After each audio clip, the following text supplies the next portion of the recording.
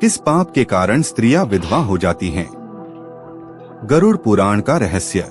यह कहानी उस समय की है जब सृष्टि नई नई थी, जब देवता और मनुष्य एक ही आकाश के नीचे सांस लेते थे, जब पाप और पुण्य का हिसाब अभी अभी लिखा जाना शुरू हुआ था। यह कहानी उस प्रश्न की है जो हर उस स्त्री के होठों पर आता है, जिसके माथे की बिंदी एक दिन अचानक मिट जाती है, जिसके हाथों की चूड़ियां एक दिन उतार ली जाती हैं, जिसके सुहाग का दीपक बिना किसी चेतावनी के बुझ जाता है। वह स्त्री पूछती है, मैंने क्या किया था प्रभु, मेरा दोष क्या था? और यही प्रश्न एक बार गरुड़ जी ने भी पूछा था स्वयं भगवान विष्णु से। तो आइए उस दिव्य संवाद में चलते हैं जो वैकुंठ की पवित्र भूमि पर हुआ था, जिसे गरुड़ पुराण में संजो कर रखा गया है और जो आज भी उतना ही सत्य है जितना उस दिन था। नमस्कार प्रिय दर्शकों, आप सभी का स्वागत है आपके अपने चैनल सनातन लीला में। मित्रों, आज हम आपके लिए एक नई कथा और एक विशेष वीडियो लेकर आए हैं। आज की कहानी ज्ञान, आस्था और प्रेरणा से भरपूर है। कथा आरंभ करने से पहले आपसे एक छोटा सा अनुरोध है। धार्मिक ग्रंथों में माना गया है कि कथा को बीच में छोड़ देना शुभ नहीं होता, इसलिए इसे अंत तक अवश्य सुने। और यदि आपके हृदय में अपनी माँ के लिए सच्चा सम्मान और प्रेम है तो इस वीडियो को लाइक करें, चैनल को सब्सक्राइब करें और कमेंट में माँ लिखकर अपना आशीर्वाद जरूर दें। तो आइए बिना देर किए आरंभ करते हैं आज की यह अद्भुत और प्रेरक कथा। वैकुंठ धाम में उस दिन एक अनोखी शांति थी, जहाँ क्षीर सागर की लहरें शाश्वत संगीत गाती हैं, जहाँ शेषनाग की कुंडलियों पर भगवान विष्णु विराजमान हैं, जहाँ माँ लक्ष्मी उनके चरणों की सेवा में लीन हैं, जहाँ दिव्य पुष्पों की सुगंध से वातावरण पवित्र है। और वहीं बैठा है गरुड़। गरुड़ वह महापक्षी जो स्वयं देवताओं के राजा इंद्र से भी शक्तिशाली है, जिसके पंखों की एक फड़फड़ाहट से तीनों लोग कांप जाते हैं, जो वेदों का ज्ञाता है, शास्त्रों का पारंगत है, और फिर भी आज उसके हृदय में एक ऐसी जिज्ञासा है जो उसे चैन नहीं लेने दे रही। गरुड़ के नेत्रों में आंसू हैं। हाँ, उस महाबलशाली गरुड़ की आंखों में आंसू। भगवान विष्णु ने देखा, वे मुस्कुराए। उस मुस्कान में करुणा थी, उस मुस्कान में प्रेम था। उन्होंने पूछा, तात गरुड़, क्या बात है? आज तुम्हारे नेत्र नम हैं। कोई ऐसी पीड़ा है जो तुम्हें भीतर से खाए जा रही है? बताओ। गरुड़ ने अपना मस्तक झुकाया। उन्होंने कहा, प्रभु, मैं एक दृश्य देखकर आया हूँ। मार्तंड नगरी में एक स्त्री थी, युवा, सुंदर, सरल। उसने किसी का बुरा नहीं किया था। उसकी देह में करुणा थी, उसके मन में पवित्रता थी। लेकिन आज उसके पति की मृत्यु हो गई। वह रो रही थी, उसके बच्चे रो रहे थे और गांव के लोग कह रहे थे, यही उसके पाप का फल है। गरुड़ रुके, उनका गला भराया। प्रभु, क्या यह सच है? क्या एक निर्दोष स्त्री को विधवापन का दंड मिलता है क्योंकि उसने कोई पाप किया था? और अगर यह सच है तो वह पाप क्या था? और अगर वह पाप उसका था तो फिर उसके बच्चों का क्या दोष? वे भी तो रो रहे हैं, वे भी तो दंडित हो रहे हैं। प्रभु, यह न्याय है या अन्याय? यह धर्म है या भाग्य का क्रूर खेल? वैकुंठ में एक क्षण का मौन छा गया। भगवान विष्णु ने अपनी आंखें बंद की। जब उन्होंने आंखें खोली तो उनमें वह अनंत ज्ञान था जो केवल सृष्टि के पालक के पास होता है। और उन्होंने कहा, गरुड़, आज मैं तुम्हें वह सत्य बताऊंगा जो बहुत कम लोग जानते हैं। जो मैं बताऊंगा उसे ध्यान से सुनो, क्योंकि यह केवल एक प्रश्न का उत्तर नहीं है। यह मनुष्य के कर्म, उसके जन्म जन्मांतर के संबंध और इस सृष्टि के अटल नियम की व्याख्या है। गरुड़, भगवान विष्णु बोले, इस सृष्टि में एक नियम है जिसे मैंने स्वयं बनाया है और जिसे मैं स्वयं भी नहीं तोड़ता। वह नियम है कर्म। कर्म का अर्थ केवल इस जन्म का कर्म नहीं है। कर्म का धागा इतना लंबा है कि वह जन्म जन्मांतर तक चला जाता है। जब आत्मा एक देह छोड़कर दूसरी देह धारण करती है तो वह अकेली नहीं जाती, वह अपने साथ लेकर जाती है अपने संचित कर्मों का बोझ। और वह बोझ गरुड़ कभी कभी बहुत भारी होता है। गरुड़ ने पूछा, लेकिन प्रभु, तब भी यह न्याय कैसे है? जो स्त्री इस जन्म में पवित्र है, उसे पिछले जन्म के पाप का दंड क्यों? भगवान ने कहा, तात, यही मनुष्य की सबसे बड़ी भूल है। वह सोचता है, मैं इस जन्म में अच्छा हूँ, इसलिए मुझे दुख नहीं होना चाहिए। लेकिन आत्मा का हिसाब इस एक जन्म का नहीं होता, आत्मा का हिसाब हजारों जन्मों का होता है। और इसीलिए कभी कभी एक स्त्री को विधवापन का दंड मिलता है। अब मैं तुम्हें बताता हूँ वे कर्म कौन से हैं जो इस दुख को जन्म देते हैं। भगवान विष्णु ने कहा, गरुड़ सुनो, ये केवल नियम नहीं हैं, ये वे सत्य हैं जो युगों से चले आ रहे हैं। ये वे दर्पण हैं जिनमें मनुष्य अपना चेहरा देखे। पहला कारण, पराये घर को तोड़ने का पाप। जब कोई स्त्री या पुरुष किसी और के सुखी संसार में आग लगाता है, जब कोई किसी और की पत्नी या पति को बहकाता है, उनके दाम्पत्य को खंडित करता है, उनके परिवार को बिखेरता है, तो यह पाप उस आत्मा के साथ जन्म जन्म चलता है। और अगले जन्म में वह आत्मा स्त्री रूप में जन्म लेती है, और जिस सुख को उसने किसी से छीना था, वही सुख उससे छिन जाता है। उसका पति चला जाता है, उसका संसार बिखर जाता है। यह दंड नहीं है, यह संतुलन है, इस सृष्टि का संतुलन। गरुड़ की आंखें बंद हो गईं। एक भारी सांस उनके वक्ष से निकली। दूसरा कारण, सती धर्म का अपमान। गरुड़, जब किसी स्त्री ने पूर्व जन्म में अपने पति की उपेक्षा की हो, जब उसने उनका अपमान किया हो, उन्हें तिरस्कृत किया हो, उनके साथ छल किया हो, जब उसने पत्नी धर्म को केवल एक बंधन समझा हो और उसे अपनी इच्छाओं की आग में जलाया हो, तब उस आत्मा को अगले जन्म में वह अनुभव होता है जो उसने दूसरे को दिया था। पति का साथ छिन जाता है। वह एकाकीपन जो उसने किसी को दिया था, वही उसे मिलता है। इसे मैंने बनाया नहीं, यह सृष्टि के स्वभाव से उत्पन्न हुआ है। जो बोओगे वही काटोगे। तीसरा कारण, किसी पवित्र आत्मा को कष्ट देने का पाप। गरुड़, जब किसी ने, चाहे वह स्त्री हो या पुरुष, किसी साधु, संत, ब्राह्मण या निर्बल को कष्ट दिया हो, जब उसने किसी भूखे को दुत्कारा हो, किसी दीन को अपमानित किया हो, किसी दया के पात्र पर क्रूरता की हो, तब उस पाप का फल बहुत भीषण होता है। वह फल कभी कभी वैधव्य के रूप में आता है, क्योंकि सृष्टि के नियम में जो दुख तुमने दिया वह तुम्हारे पास वापस आता है, कई गुना होकर। चौथा कारण, दाम्पत्य में छल और झूठ। जिस स्त्री ने या जिस पुरुष ने किसी जन्म में अपने जीवन साथी के साथ बड़ा छल किया हो, जिसने झूठ बोला हो, विश्वासघात किया हो, गहरी धोखेबाजी की हो, वह आत्मा अगले जन्म में उस विश्वास से वंचित रहती है। और विधवापन उस वंचना का एक रूप है। जब पति चला जाता है तो वह विश्वास का साथी भी चला जाता है। पांचवा कारण, अहंकार और घमंड। गरुड़, यह कारण बहुत गहरा है।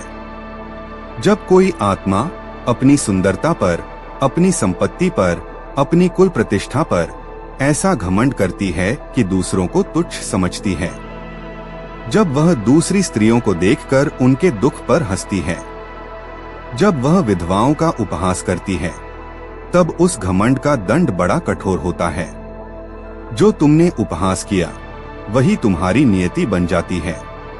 इसीलिए कहते हैं, किसी के दुख पर कभी मत हंसो, क्योंकि जिस दुख को तुम देख रहे हो सकता है कि कल वही दुख तुम्हारे द्वार पर खड़ा हो।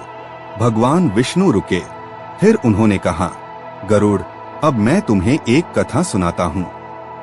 यह कथा तुम्हारे प्रश्न का सबसे गहरा उत्तर है। और इस तरह शुरू हुई सुमेधा की कथा। बहुत पहले की बात है। एक युग ऐसा था जब मनुष्य अभी उतने जटिल नहीं हुए थे जितने आज हैं। नंदनपुर नाम का एक नगर था। हरे भरे वृक्षों से घिरा नदी के किनारे बसा, जहां सुबह की किरणें मंदिर के शिखर पर सोना बिखेरती थीं। उस नगर में रहती थी सुमेधा।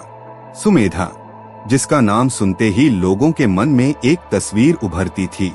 एक ऐसी स्त्री जो रूप में अप्सरा जैसी थी और स्वभाव में बहुत गर्वीली। उसे पता था कि वह सुंदर है और यह जानना उसके लिए एक हथियार बन गया था। सुमेधा का विवाह हुआ देवव्रत से, एक संपन्न सज्जन पुरुष जो सुमेधा से प्रेम करता था, जो उसकी हर खुशी के लिए कुछ भी करने को तैयार था। लेकिन सुमेधा को देवव्रत का यह प्रेम नहीं चाहिए था। उसके मन में था विक्रम। विक्रम, जो पड़ोसी गांव का था, जो देखने में आकर्षक था, जो शब्दों से खेलना जानता था, जो सुमेधा को वे मीठी बातें कहता था जो देवव्रत कभी नहीं कह पाता था। सुमेधा ने अपने पति से छल किया। वह विक्रम से मिलती रही। उसने देवव्रत को धोखा दिया। उसने अपने घर की पवित्रता को अपने अहंकार और वासना की आग में जला दिया। और इससे भी बड़ा पाप, उसने अपनी पड़ोसन सुलोचना का उपहास किया। सुलोचना, जो विधवा थी, जो अपने 2 बच्चों को पालने के लिए रात दिन मेहनत करती थी, जो हर त्योहार पर अकेली खड़ी रहती थी, जो दुर्गा पूजा में सिंदूर नहीं लगा सकती थी। सुमेधा ने उसे देखकर एक बार कहा था, हाँ, यही होता है जो पाप करती हैं। देखो कैसे कंगाल हो गई। पिछले जन्म में जरूर कोई बड़ा पाप किया होगा। वे शब्द सुलोचना के कानों में तीर की तरह चुभे थे। वह चुप रही। उसने कुछ नहीं कहा। उसकी आंखों से आंसू बहे और वह चली गई। समय बीता। एक दिन देवव्रत को सत्य पता चला। वह टूट गया। वह जो प्रेम उसने सुमेधा को दिया था, वह सब मिट्टी में मिल गया। उसका हृदय चकनाचूर हो गया। उस रात देवव्रत बहुत बीमार पड़ा और वह बीमारी, जो शायद मन के टूटने से आई थी, उसे अपने साथ ले गई। देवव्रत चला गया और सुमेधा, वही सुमेधा जो दूसरों के दुख पर हंसती थी, वही सुमेधा अब विधवा थी। उसका सिंदूर मिटा, उसकी चूड़ियां टूटीं, उसका संसार बिखरा। और उस दिन सुलोचना उसके द्वार पर आई। उसकी आंखों में आंसू थे, लेकिन उसके हाथ में खाना था। उसने सुमेधा के द्वार पर रखा और चली गई, बिना एक शब्द कहे। सुमेधा उस खाने को देखती रही और उसकी आंखों से जो आंसू निकले, वे शायद पहले सच्चे आंसू थे जो उसने कभी बहाए थे। लेकिन यह इस कथा का अंत नहीं है। यह तो केवल एक जन्म की कथा है। गरुड़ पुराण कहता है, आत्मा मरती नहीं, वह बस देह बदलती है। सुमेधा की आत्मा ने देह बदली। अगले जन्म में वह फिर आई। इस बार एक छोटे से गांव में, एक साधारण घर में। उसका नाम था गौरी। गौरी, जो इस जन्म में सरल थी, पवित्र थी, किसी का बुरा नहीं चाहती थी। उसे याद नहीं था पिछला जन्म। उसे याद नहीं था सुलोचना का दुख। उसे याद नहीं था देवव्रत का टूटा हुआ हृदय। गौरी का विवाह हुआ। वह खुश थी, लेकिन 30 वर्ष की उम्र में उसके पति चले गए। गौरी विधवा हो गई और गांव के लोगों ने कहा, इसने पिछले जन्म में कोई पाप किया था। लेकिन गौरी को समझ नहीं आया। वह रात रात भर रोती। वह पूजा करती। वह भगवान से पूछती, मैंने क्या किया था, मैंने क्या किया था? और उस प्रश्न का उत्तर उस जन्म में किसी ने नहीं दिया। गरुड़ की आंखों में आंसू आ गए। वे बोले, प्रभु, यह बहुत कठोर है। गौरी को पिछले जन्म का कुछ याद नहीं, फिर भी वह दंड भुगत रही है। यह तो अन्याय है। भगवान विष्णु ने गहरी सांस ली। उन्होंने कहा, गरुड़, अब तुम मेरी सबसे गहरी बात सुनो। यह दंड नहीं है, यह शुद्धिकरण है। जब एक आत्मा ने बड़ा पाप किया हो, तो उस पाप को मिटाने का एक तरीका यह भी है कि वह आत्मा उस दुख को स्वयं भोगे जो उसने दूसरों को दिया था। और जब वह भोगती है, जब वह रोती है, जब वह ईश्वर से जुड़ती है, जब वह उस दर्द में भी धर्म का रास्ता नहीं छोड़ती, तब उसकी आत्मा शुद्ध होती है। गौरी का विधवापन उसकी आत्मा के संचित पाप को जला रहा है। जैसे सोना आग में तपकर शुद्ध होता है, और जो आत्मा इस दर्द में भी टूटती नहीं, ईश्वर से मुंह नहीं फेरती, दूसरों की सेवा करती रहती है, वह आत्मा अगले जन्म में उस ऊंचाई पर पहुंचती है जो बिना इस परीक्षा के संभव नहीं था। गरुड़ ने पूछा, तो प्रभु, क्या इसका अर्थ ये है कि जो स्त्री विधवापन में भी धर्म के रास्ते पर चले, उसका अगला जन्म सुखमय होगा?